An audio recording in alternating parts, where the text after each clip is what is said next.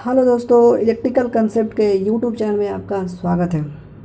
तो आज हम हमारी सब्जेक्ट से एक सबसे महत्वपूर्ण टॉपिक को डिस्कस करेंगे, जिस टॉपिक का नाम है inspection and handling of the electrical equipment. यानी जितने भी इलेक्ट्रिकल इक्विपमेंट हैं उनका इंस्पेक्शन करेंगे, उनका निरीक्षण करेंगे, उनका मेंटेनेंस करेंगे। ठीक है, जिसमें से हमारा पहला क्या है कि हम किसका इंस्पेक्शन करेंगे? ट्रांसफार्मर का इंस्पेक्शन करेंगे। किसका?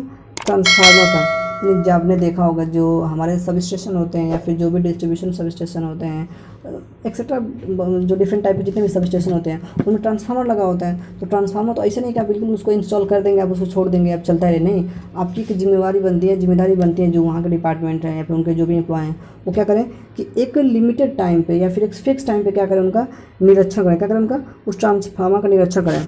और उन निरीक्षण में कुछ विशेष बातों का आपको ध्यान रखना होता है और कुछ विशेष बातों का ही निरीक्षण करना होता है, जिससे हमारा जो ट्रांसफार्मर है उसकी जो भी आयु है काफ़ी टाइम तक वो वर्क करे। अगर आप किसी ट्रांसफार्मर को अब सही से देखभाल नहीं करेंगे, उनका मेंटेनेंस अच्छे से नहीं करेंगे, तो हो सकता है कि वो कुछ टाइम के बाद क्या वो ख़राब हो जाए। लेकिन आप उसको अच्छे से इंस्पेक्शन करते रहेंगे या अच्छे से मेंटेनेंस करते रहेंगे तो उसकी एज तो बढ़ेगी ही बढ़ेगी, मतलब वो काफ़ी टाइम तक तो वर्क करेगा। दूसरी चीज़ क्या है, जो उसमें एक्सीडेंट होने की जितने भी पॉसिबिलिटीज़ हैं उनको हम क्या कर देंगे, इससे हम क्या करें, कम कर देंगे। तो इसमें हम क्या करते हैं इंस्पेक्शन में, तो पहले इसमें क्या होता है कि प्राय ट्रांसफार्मर को फैक्ट्री से पूर्ण रूप से सुखाकर तेल से पूरा भरकर कार्यस्थल पर भेजा जाता है। कहने का मतलब क्या है कि जो भी मैन्युफैक्चरर्स हैं जो ट्रांसफार्मर को मतलब मैन्युफैक्चरिंग करते हैं, तो वहाँ से जब भी ट्रांसफार्मर हमारे वर्किंग प्लेस तक आता है तो क्या करना चाहिए, उसको पूर्ण रूप से सुखा देना चाहिए ना, बिल्कुल ड्राई होना चाहिए। ठीक है, एंड तेल से भर के भेजना चाहिए। यानी कि जो ट्रांसफार्मर है वो वहाँ से कम हमारे जो भी इंडस्ट्री से निकल गए तो उसमें तेल तो भरा होना चाहिए। एंड सेकंड चीज़ क्या है, बिल्कुल ड्राई नेचर का होना चाहिए। ऐसा नहीं है कि बिल्कुल बिल्कुल उसमें किसी प्रकार का मॉइस्चर लगा हो, इत्यादि। इन सभी चीज़ों से क्या बोलते हैं, इंडिपेंडेबल होना चाहिए। एंड सेकेंड क्या है, बड़े ट्रांसफार्मर में उनके जितने भी सहायक उपकरण हैं उनको अलग अलग करके भेजा जाता है, जैसे रेडिएटर्स हो गए या फिर जो कंजर्वेटर टैंक्स हो गया। ठीक है, सेफ्टी टैंक हो गया। तो कहने का मतलब क्या है कि जो बड़े बड़े आपने देखा हो कि बड़े बड़े सब स्टेशन में ट्रांसफार्मर लगाए गए होते हैं तो उसमें बहुत सारे पार्ट्स लगे होते हैं, जैसे उसमें बुकहोल्स रिले लगा हुआ है, रिलीफ पाइप लगी हुई है, उसमें कंजर्वेटर लगा हुआ है, रेडिएटर लगा हुआ है, बहुत सारी चीज़ें लगी हुई हैं। तो क्या होता है कि आपको जब हमारे इस इंडस्ट्री से हम किसी सब स्टेशन के इंस्टॉलेशन के लिए हम ट्रांसफार्मर लाते हैं या फिर किसी दूसरी जगह भेजी जाती है तो ये संभव नहीं हो पाता है कि आप उसको वैसे ही भेज सकते हैं। नहीं, तो उसके लिए क्या करते हैं, उसमें जितने भी हमारे एक्सिलरी उपकरण होते हैं, जैसे हमने बताया ना कि रेडिएटर्स हो गए या फिर संरक्षण टैंक इत्यादि को क्या करते हैं कि हम लोग अलग करके भेजते हैं। जो भी वर्किंग प्लेस है उसको अलग करके भेजते हैं कि ये कि परिवहन के दौरान ट्रांसफार्मर के कुछ भागों का निरीक्षण करना आवश्यक होता है। जैसे क्या करने का मतलब है, कुछ भागों का निरीक्षण करना आवश्यक होता है, जैसे कि नट बोल्ट लगा हुआ है, जो उसमें नट बोल्ट कसा हुआ है आप उसको अच्छे से देख लीजिए कि क्या वो नट ढीला तो नहीं है। इस तरह से आपको उस नट बोल्ट को ध्यान में रख के क्या करना चाहिए कि उसके नट बोल्ट की जो भी स्ट्रेंथ है उनको आप चेक कर लीजिए। एंड जो बुशिंग की गई हुई है वायर्स पे उनको आप चेक कर लीजिए।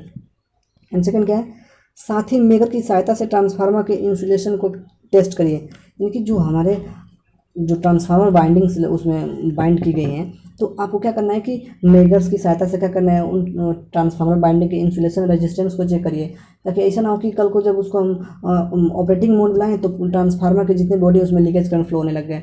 उसको आपको मेज़र करना, प्रॉपर मेजरमेंट करके ही क्या करते हैं कि उसको हम ऑपरेटिंग मोड बुलाते हैं। पहला क्या है हमारा, पोल माउंटेड सब स्टेशन। क्या है हमारा, पोल माउंटेड सब स्टेशन। जैसा कि आपको नाम से स्पष्ट हो जा रहा है कि ये जो सब स्टेशन होते हैं ये क्या होते हैं कि एक पोल होता है इस तरह से। अगर ये पोल लगे फिर जैसे कि आप गाँव में देखा होगा ये पोल्स होते हैं, पोल्स के ऊपर क्या करते हैं हम ट्रांसफार्मर को क्या करते हैं, इंस्टॉल करते हैं।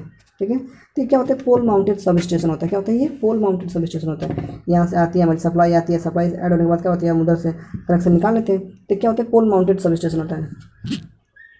इसमें हमने कुछ बातों को, यह एक डिस्ट्रीब्यूटर सब स्टेशन होता है। ये पोल माउंटेड सब स्टेशन जितने होते हैं वो मैक्सिमम क्या होते हैं, डिस्ट्रीब्यूटर सब स्टेशन होते हैं। मीन्स का मतलब क्या है कि यहाँ से सप्लाई आएगी, सप्लाई को हम स्टेप डाउन करते हैं, स्टेप डाउन करके क्या करते हैं, जो नॉर्मली लो वोल्टेज पर सप्लाई है हम क्या करते हैं कि कंज्यूमर के पास भेजते हैं। जैसे कि आप अपने गांव में देखिए जहाँ भी रहते होंगे तो वहाँ पे ट्रांसफार्मर लगाओ, ट्रांसफार्मर से 3 फेज की सप्लाई आई वहाँ से, और सप्लाई आने के बाद क्या उसको एक डिस्ट्रीब्यूटर ट्रांसफार्मर के द्वारा क्या करते हैं उसको स्टेप डाउन करते हैं, और स्टेप डाउन करके क्या करते हैं हम घरों में क्या करते हैं सप्लाई को भेजते हैं। ठीक है, तो इसी तरह के मैक्सिमम क्या होते हैं, ये डिस्ट्रीब्यूटर सब स्टेशन होते हैं।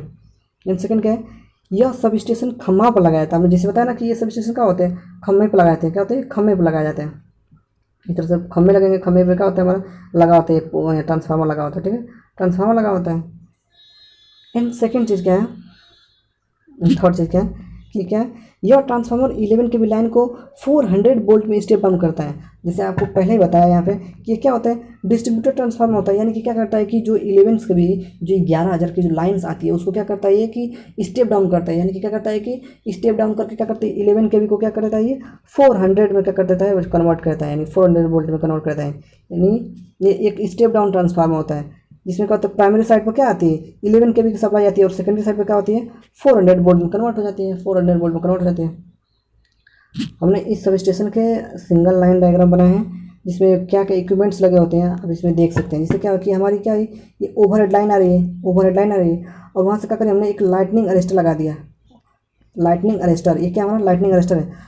लाइटनिंग अरेस्टर का वर्क क्या होता है बेसिकली, किसी भी सब स्टेशन में या फिर ट्रांसमिशन लाइन में क्यों हम लगाते हैं इस तरह के लाइटनिंग अरेस्टर, क्यों कि जितने भी क्या होता है कि जो हमारे सर्ज इफेक्ट्स की वजह से या फिर जो हमारे आसमानी बिजली गिरती है वायर्स में, इससे हमारे डिवाइस को किसी भी प्रकार का खतरा ना हो या फिर डैमेज ना हो उसकी वजह से, इसलिए क्या करते हैं हम लाइटनिंग अरेस्टर का यूज करते हैं। लाइटनिंग अरेस्टर क्या करता है कि जब सर्ज आता है तो सर्ज क्या करता है कि एक उसे बहुत जल्दी क्या होती है इमीडिएट क्या करता है उसे ग्राउंड करता है, जिससे क्या होती है कि वो सेफ्टी हमारे डिवाइस जितने भी लगे हों क्या होती है बिल्कुल सेफ्टी बच जाती है। तो आप इसमें देख सकते हैं कि क्या हमारा लाइटनिंग अरेस्टर है। इन यहाँ से क्या करें हमने एक फ्यूज लगा दिया है, फ्यूज लगा हुआ है, फ्यूज क्यों लगाया है एंड क्या होता है कि उसके बाद क्या होता है आइसोलेटर लगाया जाता है। फ्यूज इसलिए लगाते हैं कि अगर किसी भी प्रकार कोई फॉल्ट कंडीशन आ जाए तो क्या फॉल्ट जो फ्यूज है क्या उनके जो भी लगे होते हैं जो लो मेल्टिंग पॉइंट्स के जो उसमें फ्यूज लगाए गए होते हैं वायर्स लगे होते हैं, तो क्या होते हैं वो एक दूसरे से डिस्कनेक्ट हो जाते हैं, यानी कि उड़ जाते हैं जिसे बोलते हैं। यानी क्या होता है उसके बाद आइसोलेटर्स लगाए जाते हैं, आइसोलेटर्स लगाते हैं। आइसोलेटर क्या करते हैं कि हमें क्या करना है कि जो ये आइसोलेटर्स एक प्रकार के क्या होते हैं कि हमें कनेक्टिंग का काम करते हैं। क्या करते हैं कनेक्टिंग का काम करते हैं कि ठीक है क्या लगाया जाता है आइसोलेटर लगाया होता है। उसके बाद क्या करते हैं हम लोग ट्रांसफार्मर लगाते हैं, और ट्रांसफार्मर कैसा होता है स्टेप डाउन ट्रांसफार्मर होता है। क्या होता है स्टेप डाउन ट्रांसफार्मर होता है, स्टेप डाउन ट्रांसफार्मर होता है कि जो 11 के बी लाइन को क्या करता है 400 वोल्ट में स्टेप डाउन कर देता है। उसको स्टेप डाउन करने के बाद क्या होता है सर्किट ब्रेकर लगा होता है। क्या होता है यहाँ पे यहाँ सर्किट ब्रेकर लगा हुआ है, और ये सर्किट ब्रेकर में क्या कर सकते हैं हम लोग कि क्यों लगाया जाता है सर्किट ब्रेकर कि जब भी हमारे ट्रांसमिशन लाइन में या फिर किसी भी डिवाइसेज में कोई फॉल्ट कंडीशन आती है तो क्या करते हैं वो सर्किट को तोड़ के क्या करता है ट्रिप कर देता है, और जब ट्रिप कर देता है क्या होता है हमारा सर्किट बिल्कुल सेफली बच जाती है। और वहाँ का उसके बाद क्या देखिए हम 400 वोल्ट में कन्वर्ट कर दिया, उसको कंज्यूमर के पास भेज देंगे। ये क्या होता है हमारे पोल माउंटेड सब स्टेशन का क्या है ये सिंगल लाइन डायग्राम है, आप इसे अच्छे से समझ सकते हैं और फिगर में भी आप समझ सकते हैं फिगर्स के थ्रू। तो पोल माउंटेड सब स्टेशन के कुछ क्या है हमारे लाभ भी हैं, ठीक है। इससे कुछ लाभ भी हैं कुछ हानियाँ भी हैं, जिसको हम क्या करते हैं एक एक करके डिस्कस करते हैं। इससे क्या होती है ये अन्य सब स्टेशन की अपेक्षा कम लागत का होते हैं। मीन्स का नहीं मतलब क्या है कि ये अदर प्रकार के जितने भी सब स्टेशन होते हैं उनकी तुलना में क्या होता है इनको इंस्टॉल करने में कम पैसे खर्च लगते हैं, मतलब कम पैसे लगते हैं, ये बिल्कुल इकोनॉमिकल से हैं। एंड सेकंड क्या है कि जब भी 2 किलो एम्पियर क्षमता किसके लिए मतलब क्या करें मतलब कि ये 2 किलो वोल्ट के लिए ही क्या है बिल्कुल सुयोग्य है। मतलब अगर जब भी 2 किलो वोल्ट से अधिक का आपको ट्रांसमिशन करना है सप्लाई को तो क्या करते हैं आपको फाउंडेशन टाइप का सब स्टेशन इंस्टॉल करना पड़ता है। मीन्स कहने का मतलब क्या है कि जब भी आपको 200 किलो वोल्ट की क्षमता तक के ट्रांसमिट करनी है लाइन्स को तो आप पोल माउंटेड सब स्टेशन का यूज कर सकते हैं, इससे ज़्यादा के लिए नहीं कर सकते हैं। एंड सेकंड क्या करते हैं कि जो इसकी इंस्टॉलेशन बिल्कुल सिंपल है। मीन्स करने का मतलब कि क्या होता है कि जो इसका इंस्टॉलेशन मेथड है बिल्कुल क्या सिंपल है एंड लो इंस्टॉलेशन टाइम, बिल्कुल कम टाइम हो जाता है। इसके लिए ज़्यादा टाइम की आवश्यकता नहीं है कि आपको इंस्टॉल करने में कई महीने लग जाएंगे कई सालों लग जाएंगे, नहीं ये एक कम समय में क्या होता है इंस्टॉल हो जाता है। एंड अगला क्या है कि वर्टिकल होने के कारण बहुत कम स्थापन करता है। मीन्स का मतलब क्या है कि आपने देखा हो कि हमने ग्राउंड में जाकर 2 पोल्स इंस्टॉल करें इंसर्ट करें उसके ऊपर क्या करते हैं हमने हमारे ट्रांसफार्मर लगा दिए, तो ये वर्टिकल होता है। वर्टिकल होने के बाद क्या कहती है जो उसका एरिया होता है आसपास की जो एरिया है इधर एरिया जो घेर रहा है एरिया क्या होता है बिल्कुल कम होता है। इसका सबसे अच्छा एडवांटेज होता है इन क्या है कि low maintenance and repair cost, चूँकि ज़्यादा ये कॉम्प्लेक्स सर्किट है नहीं इसकी नहीं ज़्यादा इसकी कोई ज़्यादा कॉम्प्लेक्स इसके इंस्टॉलेशन मेथड्स हैं या फिर तो इसलिए क्या होता है कि इसका जो मेंटेनेंस है और रिपेयर कॉस्ट का होता है बिल्कुल कम होता है। क्या होता है कम होता है। अब इसके हम डिसएडवांटेजेस को देख लेते हैं। इसकी कुछ हानियाँ हैं। कहने का मतलब क्या है कि एक से अधिक डिस्ट्रीब्यूटर के लिए अयोग्य है। मीन्स कहने का मतलब क्या है कि अगर इससे आप चाहेंगे कि ज़्यादा लोगों को हम सप्लाई दे पाएँ तो क्या होता है, उसके लिए सही नहीं होता है ये सर। किसी एक डिस्ट्रीब्यूटर को देना हो तो उसके लिए क्या होता है, काफ़ी अच्छा होता है। फिर अगला क्या है, 200 किलो वोल्ट एम्पियर क्षमता वाले ट्रांसफार्मर से ऊपर ट्रांसफार्मर का आकार बढ़ने लगता है। कि मीन्स करने मतलब है कि अब अगर सोचते हैं कि इससे 2 किलो वोल्ट की अधिक क्षमता तक क्या करना है कि को ट्रांसफ़र करना है, मतलब क्या करते हैं, को ट्रांसफ़र करना है सप्लाई को। तो अगर उस तरह के केस में करते हैं तो क्या होता है कि हमारे जो सब स्टेशन का आकार बढ़ने लग जाता है, मीन्स जो ट्रांसफार्मर है उसकी साइज़ बढ़ने लग जाती है, तो उसके लिए सही नहीं होता है। अगला क्या है कि वैद्युत राशि को मापने के लिए कोई व्यवस्था नहीं की होती। आपने देखा होगा सब स्टेशन में, उसमें आपको वोल्ट मीटर, एम्पियर मीटर्स होता है, फिर डिफरेंट डिफरेंट टाइप के उसमें क्या होते हैं कि मेजरमेंट यूनिट्स लगाई जाती हैं। तो उसमें उसके लिए अब इसमें अब आएंगे पोल माउंटेड सब स्टेशन में, तो उसमें किसी भी प्रकार की कोई व्यवस्था इस तरह की नहीं होती है, जो मेजरिंग डिवाइसेज लगे होते हैं उस तरह की व्यवस्था नहीं होता है। इनसे क्या होता है, जो भी विश्वसनीयता है थोड़ी कम बनी रहती है, क्योंकि आपने उसमें सेफ्टी डिवाइसेज का उतना यूज़ नहीं किए, ना उसमें कोई मेजरिंग डिवाइस यूज़ करिए, तो विश्वसनीयता तो थोड़ी कम होगी ही होगी। ठीक है। अब क्या होता है कि अब जैसे ही 200 किलो वोल्ट से ऊपर जाते हैं, ठीक है, 200 किलो वोल्ट से जैसे ही ऊपर जाएंगे तो अब क्या होता है कि अब यूज करेंगे किसका,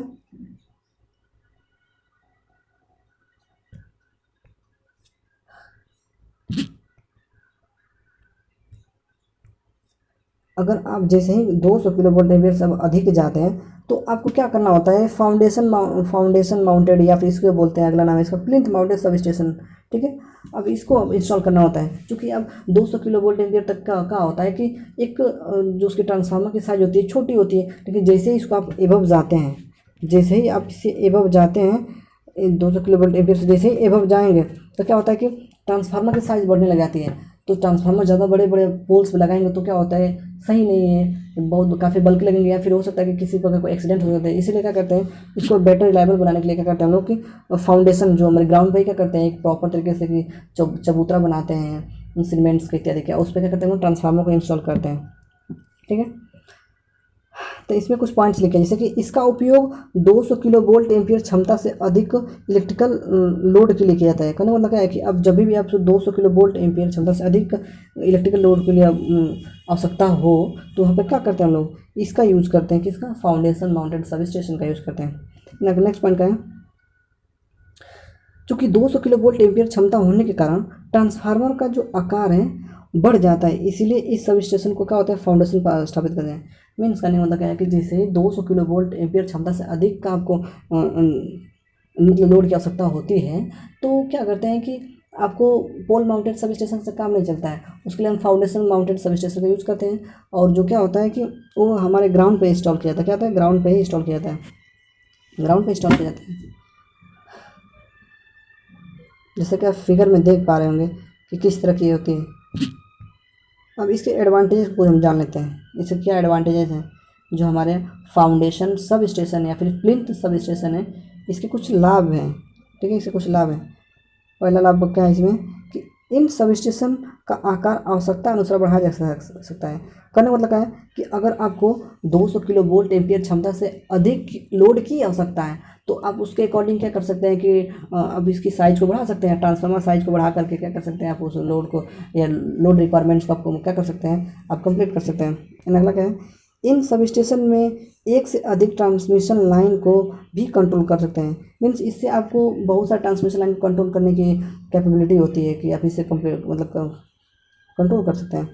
इसका डिसएडवांटेज क्या है कि ऑटोमेटिक कंट्रोल की आवश्यकता नहीं होती है।